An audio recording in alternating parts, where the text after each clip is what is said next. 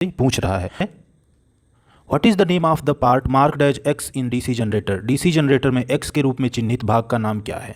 यहाँ पे आपको एक इमेज दिया हुआ है और इस तरह से एक पार्ट को एक्स से डिनोट किया है। ये पूछ रहा है क्या है। ऑप्शन ए आपको दिया है armature core, option B brush, option C commutator riser या ऑप्शन डी कम्यूटेटर सेगमेंट। तो ये क्या चीज़ है, ये कम्यूटेटर रेजर है। Option C is the right answer.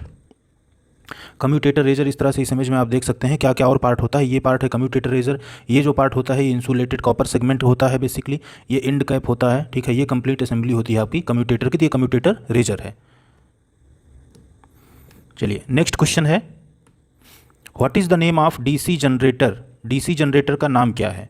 यहाँ पे आपको एक डीसी जनरेटर दिया हुआ है, ये कौन सा डीसी जनरेटर है ये आपसे पूछ रहा है। ऑप्शन ए आपको दिया है differential long shunt compound, option B है differential short shunt compound, option C है क्यूमुलेटिव लॉन्ग शंट कंपाउंड या ऑप्शन डी है क्यूमुलेटिव शॉर्ट शंट कंपाउंड, ठीक है। तो डीसी जनरेटर कई टाइप के होते हैं जैसा आपको पता है। बेसिकली होता है, एक होता है सेल्फ एक्साइटेड, एक होता है और दूसरा होता है सेपरेटली एक्साइटेड डीसी जनरेटर। उसके आगे कई पार्ट्स होते हैं, वो आपको हम डिस्कस करेंगे, तब तक इसका आंसर देख लेते हैं। तो इसका सही आंसर है डिफरेंशियल लॉन्ग शंट कंपाउंड। देखिए लॉन्ग शंट कंपाउंड क्यों है, पहले तो कंपाउंड क्यों है समझ लेते हैं, फिर सारे जनरेटर के पार्ट्स भी समझेंगे। ये देखिए आपका डीसी जनरेटर है बेसिकली, इसमें आप देखिए कंपाउंड क्यों है ये, क्योंकि इसमें सीरीज में भी बाइंडिंग है और शंट में भी है। शंट बाइंडिंग अगर इस तरह से जुड़ती तो इसको हम क्या बोलते हैं, शॉर्ट शंट कंपाउंड, ठीक है। लेकिन चूंकि शंट बाइंडिंग इस तरह से यहाँ पे जुड़ी हुई है तो इसको हम बोलेंगे लॉन्ग शंट कंपाउंड। चलिए डीसी जनरेटर के और जो टाइप होते हैं उनको समझ लेते हैं, तो आपको जो भी इससे रिलेटेड क्वेश्चन आएगा वो सारे डाउट आपके क्लियर हो जाएंगे।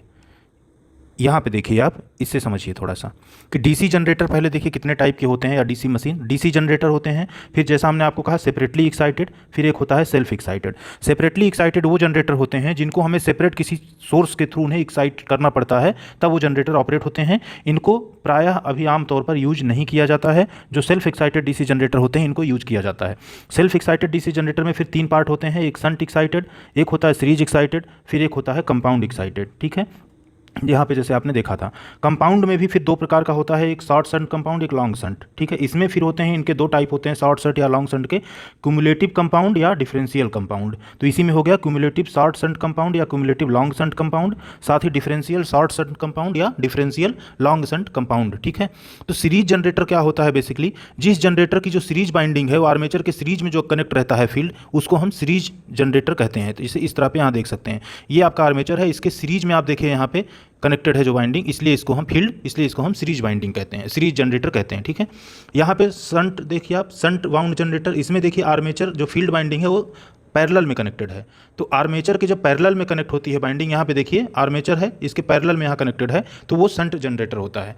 ठीक सिमिलरली जो कंपाउंड जनरेटर होता है, कंपाउंड मतलब आप समझ सकते हैं मिश्रित टाइप का, इसमें आप देखेंगे शंट बाइंडिंग भी होती है और सीरीज बाइंडिंग भी होती है। मतलब आर्मेचर के सीरीज में जो सीरीज फील्ड होता है और शंट फील्ड जो है आर्मेचर के पैरेलल में कनेक्टेड होता है, तो इसको हम शंट कंपाउंड जनरेटर कहते हैं, या मतलब कंपाउंड जनरेटर कहते हैं बेसिकली। अब इसके जो पार्ट होते हैं उनको आगे देखते हैं, ठीक है। यहाँ पे क्या है, ये शॉर्ट शंट कंपाउंड हो गया जैसा आपको हमने कहा था यहाँ पे, फिर ये लॉन्ग शंट कंपाउंड, ठीक है। यहाँ पे देखिए शॉर्ट शंट कंपाउंड क्यों है, क्योंकि जो शंट बाइंडिंग है वो आर्मेचर और आर्मेचर की जो बाइंडिंग है उसके पैरेलल में कनेक्टेड है, ठीक है, शॉर्ट शंट। यहाँ पे देखिए ये लॉन्ग शंट कंपाउंड क्यों है, यहाँ पे देखिए आप सीरीज बाइंडिंग के साथ ये कनेक्टेड है और आर्मेचर सीरीज बाइंडिंग इसमें इंक्लूड हो जा रही है कनेक्शन में, ठीक है। तो ये लॉन्ग शंट कंपाउंड हो जाता है। इसके अलावा यहाँ से छोटी सी क्लैरिटी और ले सकते हैं आप। अब इसमें क्या है, क्यूमुलेटिव शॉर्ट शंट कंपाउंड क्या है, इसको देख सकते हैं यहाँ पे आपका इसका फिगर दिया हुआ है। शॉर्ट शंट कंपाउंड यहाँ पे क्योंकि आर्मेचर के साथ ही शंट कनेक्टेड है, तो ये आर्मेचर के पैरेलल में, तो हो गया शॉर्ट शंट कंपाउंड। यहाँ पे ये देखिए आपका लॉन्ग शंट कंपाउंड, यहाँ पे जो आपका ये है शंट, ये आर्मेचर और फील्ड के साथ कनेक्टेड है क्रॉस, तो हो गया लॉन्ग शंट कंपाउंड। सिमिलरली इधर डिफरेंशियल लॉन्ग शंट कंपाउंड और ये डिफरेंशियल शॉर्ट शंट कंपाउंड का फिगर आपको दिया हुआ है। उम्मीद करते हैं कि ये क्वेश्चन आपका क्लियर हो गया होगा कि क्यों इस जनरेटर के फिगर को हमने डिफरेंशियल लॉन्ग शंट कंपाउंड कहा था, ठीक है। नेक्स्ट क्वेश्चन पे आते हैं, which rule is used to find the direction of induced EMF in DC generator. DC generator में प्रेरित ईएमएफ की दिशा ज्ञात करने के लिए किस नियम का उपयोग किया जाता है। Option A cork screw rule, option B right hand palm rule, option C Fleming's left hand rule या option D Fleming's right hand rule. इसका सही ऑप्शन आपका है Fleming's right hand rule. DC generator में जो हमारा ईएमएफ होता है इंड्यूस्ड, उसकी दिशा जो ज्ञात करते हैं हम फ्लेमिंग के दाएं हाथ के नियम से याद करते हैं। ये बहुत इंपॉर्टेंट क्वेश्चन है, तो एक बार फ्लेमिंग के बाएं हाथ का नियम और फ्लेमिंग के दाएं हाथ का नियम आप लोग जरूर क्लियर रखिएगा, इससे हमेशा अक्सर क्वेश्चन पूछे जाते हैं। तो फ्लेमिंग्स का जो बाएं हाथ का नियम होता है, अगर आप अपने बाएं हाथ को इसी शेप में यहाँ पे जैसे दिया हुआ है इस तरह से शेप में रखते हैं, जिससे आपका अंगूठा उसके बगल की इंडेक्स फिंगर यानी तर्जनी उंगली जिसको बोलते हैं और जो आपकी मिडिल फिंगर होती है बीच वाली उंगली, वो तीनों एक दूसरे के परपेंडिकुलर होनी चाहिए। तो उसमें अंगूठा जो होता है वो आपका मोशन ऑफ द कंडक्टर मतलब चालक की गति को दिशा को दिखाता है। साथ ही जो आपकी इंडेक्स फिंगर होती है अंगूठे के बगल वाली उंगली होती है वो मैग्नेटिक फील्ड को दिखाती है, और जो आपका बीच वाला उंगली होता है मिडिल फिंगर वो आपका इंड्यूस्ड करंट जो होता है उसकी डायरेक्शन को दिखाती है। ठीक है, तो ये होता है फ्लेमिंग के दाएं हाथ का नियम।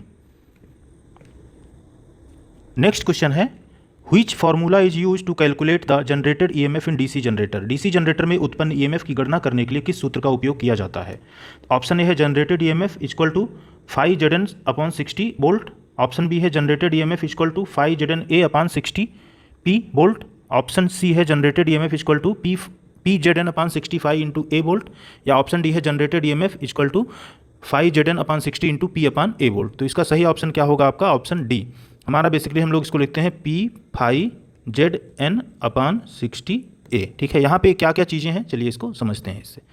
देखिए P5Zn/60A, ठीक, इसमें E जो होता है ये EMF होता है basically generated EMF, P number of poles होता है। ठीक है, फाई जो होता है हमारा फ्लक्स पर पोल होता है, Z total number of conductors होते हैं। ठीक है, टोटल नंबर ऑफ कंडक्टर्स या number of slots into number of conductors पर स्लॉट। ठीक, N जो होता है वो रोटेशनल स्पीड यानी हमारा RPM होता है, लेकिन आर्मेचर का ध्यान देंगे, rotational speed of armature RPM। A जो होता है हमारा number of parallel path in armature होता है। अब बाइंडिंग देखिए दो टाइप की होती है, तो A इक्वल टू ऑलवेज 2 होता है अगर वेव बाइंडिंग है जनरेटर की। ठीक है, वेव बाइंडिंग है तो, और A equal to P number of poles जितने होते हैं A उतना ही होता है अगर लैप बाइंडिंग है तो। आगे इसको क्लियर करेंगे जब क्वेश्चन आएगा, तो लैप और वेव बाइंडिंग पे अक्सर क्वेश्चन पूछे जाते हैं। तो ध्यान दीजिए, जब भी अगर वेव बाइंडिंग होगा और आपसे EMF पूछेगा तो A की वैल्यू हमेशा आपको 2 पुट करनी है, और अगर लैप बाइंडिंग पूछेगा तो A की वैल्यू हमेशा कितना रखना है? जितना P होगा। तो बेसिकली आप देखेंगे जब लैप बाइंडिंग होता है तो EMF का फॉर्मूला यही इतने तक सीमित रह जाता है, क्योंकि P और A की वैल्यू आपस में कट हो जाते हैं। ठीक है, चलिए नेक्स्ट क्वेश्चन देखते हैं। कोई डाउट होने से आप कमेंट्स करिएगा, कोई अगर डाउट है किसी क्वेश्चन में क्वेश्चन नंबर लिखे तो उस क्वेश्चन को आपको अच्छे से हम कोशिश करेंगे समझाने की, अगर कुछ डाउट आता है तो। What is the formula to calculate back EMF of a DC motor? EMF back EMF की गणना करने का सूत्र क्या है DC मोटर में? DC मोटर में बैक EMF क्या होता है उसका सूत्र आपसे पूछ रहा है। तो DC मोटर में जो बैक EMF होता है, यहाँ पे ऑप्शन है आपको देख रखा है EB यानी back EMF equal to V/IARA, या ऑप्शन बी है EB equal to VIARA, option C है EB इक्वल टू V-IARA, या ऑप्शन डी है EB इक्वल टू V+IARA। तो इसका सही ऑप्शन क्या है? EB equal to V-IARA। ठीक है, EB बैक EMF होता है, इसकी जो फॉर्मूला होता है IARA। V वोल्टेज है, IA आर्मेचर करंट है, RA जो है आर्मेचर रेजिस्टेंस है। ठीक है, नेक्स्ट क्वेश्चन है, what is the name of the part marked X in DC generator? DC generator में X के रूप में चिन्हित भाग का नाम क्या है? ये एक दिया है शेप आपको, इसमें X से इसको डिनोट किया है, इसका क्या नाम है पूछ रहा है। ऑप्शन ए है पोल टिप, ऑप्शन बी है पोल कॉइल, ऑप्शन सी है पोल कोर, या ऑप्शन डी है पोल शू। ठीक है, तो ये क्या है? ये बेसिकली आपका पोल शू है। ठीक, पोल शू क्या होता है, पोल शू क्यों होता है, अगर देखेंगे तो पोल शू जो होता है ये हमारा जो फ्लक्स होता है उसको एयर गैप में जो है स्प्रेड करने के लिए रहता है और रिलक्टेंस को रिड्यूस करने के लिए रहता है। साथ ही जो एक्साइटिंग कॉइल होती है, जो उत्तेजित कॉइल होती हैं हमारी, उनको सपोर्ट करने के लिए पोल शू का यूज किया जाता है। ठीक है, तो पोल शू यहाँ से आपको क्लियर हो जाएगा। स्प्रेड आउट द फ्लक्स, अगर आपसे क्वेश्चन ये भी पूछ सकता है पोल शू का काम क्या है, तो spread out the flux in air gap and reduce the reluctance. Air gap में फ्लक्स को फैलाने का काम करता है, साथ ही रिड्यूस करता है रिलक्टेंस को और सपोर्ट करता है एक्साइटिंग कॉइल्स को।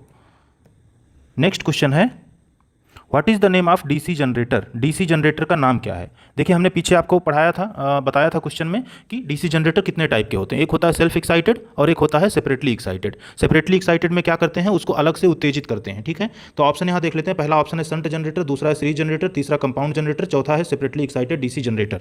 तो देखिए सीरीज जनरेटर यहाँ होगा नहीं, क्योंकि सीरीज में बाइंडिंग कहीं कनेक्ट आपको दिख रहा है यहाँ पे, जैसा हमने शेप आपको बताया था सीरीज जनरेटर का, कि इस तरह से अगर है हमारा आर्मेचर तो यहाँ पे इस तरह इसकी जो बाइंडिंग सीरीज में लगी रहती है उसको सीरीज जनरेटर कहते हैं। शंट के जो है आर्मेचर के शंट में उसका फील्ड रहता है। तो ये कौन सा जनरेटर है, यहाँ आप देखिए ये आपका जनरेटर है। ठीक है, इसको यहाँ अलग से आप देखिए एक सोर्स लगाया गया, DC सोर्स देके उसको एक्साइटेड किया जा रहा है, मतलब इसको एक सेपरेट सोर्स दिया गया है। तो इसका आंसर क्या हो जाएगा? Separately excited DC generator. Separately इसको हम एक्साइटेड कर रहे हैं। आजकल नॉर्मली ये यूज नहीं होता है जनरेटर, बट ये फिगर उसी का है। ठीक है, तो सेपरेटली एक्साइटेड DC जनरेटर है ये। नेक्स्ट क्वेश्चन देखेंगे, which energy is converted into electrical energy by generator, generator द्वारा किस ऊर्जा को विद्युत ऊर्जा में परिवर्तित किया जाता है। ऑप्शन ए है हीट, ऑप्शन बी काइनेटिक गति, या ऑप्शन सी है केमिकल रासायनिक एनर्जी, या ऑप्शन डी है मैकेनिकल। तो देखिए जनरेटर हमारा क्या काम करता है, जनरेटर अगर आप देखें तो क्या करता है, इलेक्ट्रिकल एनर्जी जनरेट करता है। ठीक है, जनरेटर क्या करता है, इलेक्ट्रिकल एनर्जी जनरेट करता है। लेकिन किस एनर्जी को कन्वर्ट करता है, जनरेटर को हम मूव करते हैं। ठीक है, मूव करना कौन सी एनर्जी हो गई, मैकेनिकल। ठीक है, यानी मैकेनिकल एनर्जी को इलेक्ट्रिकल एनर्जी में कन्वर्ट करता है कौन, जनरेटर। ठीक है, तो इसका सही ऑप्शन क्या होगा, ऑप्शन डी। देखते हैं, ऑप्शन डी सही आंसर होगा। चलिए आपसे एक क्वेश्चन पूछते हैं, जो हमारा मोटर होता है वो किस एनर्जी को किस एनर्जी में परिवर्तित करता है। आप इसको हमको कमेंट्स में बताएंगे। अगर आप वीडियो पूरा देख रहे हैं, यहाँ तक देख रहे हैं, तो जरूर आप कमेंट्स करके बताएंगे कि जनरेटर तो मैकेनिकल एनर्जी को इलेक्ट्रिकल में कन्वर्ट करता है, मोटर हमारा क्या करता है, कौन सी एनर्जी को किस एनर्जी में रूपांतरित या परिवर्तित करता है। नेक्स्ट क्वेश्चन देखते हैं, what is the name of DC generator field, DC generator field का नाम क्या है। इंपॉर्टेंट क्वेश्चन है ये, समझिएगा, पूरा समझ जाएंगे तो बहुत ही अच्छा लगेगा आपको। ऑप्शन ए है शॉर्ट शंट कंपाउंड जनरेटर, लघु शंट यौगिक जनरेटर, या ऑप्शन बी है long shunt compound generator, option C है differential compound generator, option D है क्यूमुलेटिव कंपाउंड जनरेटर। ठीक है, तो यहाँ पे आप देखिए एक दिया हुआ है पोल, जो उसमें दो बाइंडिंग्स है। ठीक है, एक ये बाइंडिंग है और एक ये बाइंडिंग है। दोनों बाइंडिंग अगर आप देखेंगे तो एक बाइंडिंग थिक है, एक बाइंडिंग थिन है। ठीक है, चलिए इसको थोड़ा सा समझते हैं। तो इसका सही आंसर पहले देख लेते हैं, यह है क्यूमुलेटिव कंपाउंड जनरेटर। ठीक है, क्यूमुलेटिव कंपाउंड जनरेटर है ये। कैसे है, चलिए इसको आगे समझते हैं। यहाँ पर देखिए आप, ये हमारा हो गया सीरीज बाइंडिंग। इसमें दो बाइंडिंग जो दिया है, एक है हमारा सीरीज बाइंडिंग और एक है हमारा शंट बाइंडिंग। ठीक है, तो जो सीरीज बाइंडिंग होती है, ये सीरीज बाइंडिंग है। पूछेंगे आप कैसे, सीरीज बाइंडिंग जो होती है वो थिक होती है। ठीक है, तो ये वायर आपको देखिए थोड़ा मोटा मोटा दिख रहा है, इसमें बनाया है उसने, और ये है शंट बाइंडिंग। ठीक है, शंट बाइंडिंग जो होती है थिन होती है। तो यहाँ पे आप देखेंगे इसमें, तो यहाँ पे आप फिगर में देखेंगे कि इसमें जो ऊपर में आपका सीरीज बाइंडिंग है, इसमें भी जो डायरेक्शन है फ्लक्स का ऐसे ही है। ठीक है, और जो शंट का बाइंडिंग है, इसका भी अगर देखेंगे आप, तो डायरेक्शन जो यहाँ अंदर में आप देख पा रहे हैं एक ही डायरेक्शन में है। तो जब हमारा इस तरह की बाइंडिंग में जो फ्लक्स प्रोड्यूस होता है, सीरीज और शंट बाइंडिंग का फ्लक्स जो होता है, यहाँ पे जैसे देख पा रहे हैं, इसका अगर ये निकलेगा फ्लक्स तो कैसे निकलेगा, दोनों फ्लक्स, सीरीज और शंट का फ्लक्स जो होगा वो एक ही डायरेक्शन में होगा। तो जब एक ही डायरेक्शन में होता है तो उसको हम क्या बोलते हैं, क्यूमुलेटिव। ठीक है, उसको क्यूमुलेटिव कंपाउंड जनरेटर बोलते हैं। सिमिलरली अगर इसमें यही डायरेक्शन आपको इस तरह से कर देता, ठीक है, मतलब अपोजिट यहाँ से किसी एक का, तो क्या होता आपका, शंट के फ्लक्स का डायरेक्शन चेंज हो जाता, सीरीज के फ्लक्स का डायरेक्शन ये हो जाता, जैसे यहाँ पर देख रहे हैं आप। तो जहाँ पर जो सीरीज और शंट जो दोनों के फ्लक्स होते हैं वो जब अपोजिट डायरेक्शन में होते हैं तो उसको हम बोलते हैं डिफरेंशियल कंपाउंड। ठीक है, ये डिफरेंशियल कंपाउंड हो जाता है। इंपॉर्टेंट क्वेश्चन है, कहीं डाउट होगा तो आप बिल्कुल कमेंट्स करके बताइएगा। इस पर हम छोटा सा एक सेपरेट वीडियो बना देंगे आपके लिए। ठीक है, जो भी डाउट्स आपके होंगे, डाउट सेशन टाइप का एक वीडियो होगा तो आपके लिए अच्छा होगा, क्योंकि आपके एग्जाम्स आने वाले हैं, डाउट क्लियर रहेंगे तो आप क्वेश्चन को देखते ही टिक कर पाएंगे आंसर। तो सिंपल सा समझ लीजिए, एक क्यूमुलेटिव कंपाउंड क्यों है, क्योंकि इसमें जो है सीरीज और शंट दोनों के फ्लक्स की डायरेक्शन एक ही है। अगर नहीं होती तो क्या होता है, ये डिफरेंशियल कंपाउंड होता। ठीक है, चलिए नेक्स्ट क्वेश्चन देखते हैं, what is the principle of DC generator, DC generator का सिद्धांत क्या है। Option A cork screw rule, option B Fleming's left hand rule, option C Fleming's right hand rule, या option D Faraday law of electromagnetic induction. ठीक है, तो इसका सही आंसर क्या है, Faraday law of electromagnetic induction. Faraday law of electromagnetic induction यानी Faraday का विद्युत चुंबकीय प्रेरण का नियम। उम्मीद करते हैं आपको जरूर ये नियम पता होगा, नहीं पता होगा तो इसके बारे में जरूर एक बार देख लीजिएगा, क्योंकि डीसी जनरेटर हमारा इसी प्रिंसिपल पे काम करता है। क्या है फैराडे लॉ मतलब इंडक्शन, इलेक्ट्रोमैग्नेटिक इंडक्शन का क्या नियम है अगर पढ़ेंगे तो, कि जब हम एक कंडक्टर को प्लेस करते हैं किसी वेरिंग मैग्नेटिक फील्ड में, ठीक है, हमारा वेरिंग मैग्नेटिक फील्ड है मान लीजिए कहीं पर, उसमें हम एक कंडक्टर को जब प्लेस करते हैं, ठीक है, इस तरह से कंडक्टर हो गया हमारा, यहाँ पे फील्ड है आपका मान लीजिए, an electromotive force is induced if the conductor circuit is closed, a current is induced which is called induced current. ठीक है, तो whenever a conductor is place, जब एक कंडक्टर किसी वेरिंग मैग्नेटिक फील्ड में रखा जाता है तो वो इसमें एक इलेक्ट्रोमोटिव फोर्स जो है इंड्यूस होता है, अगर कंडक्टर का सर्किट क्लोज है तो। यही है basically Faraday law of electromagnetic induction, इसी पे हमारा डीसी जनरेटर काम करता है।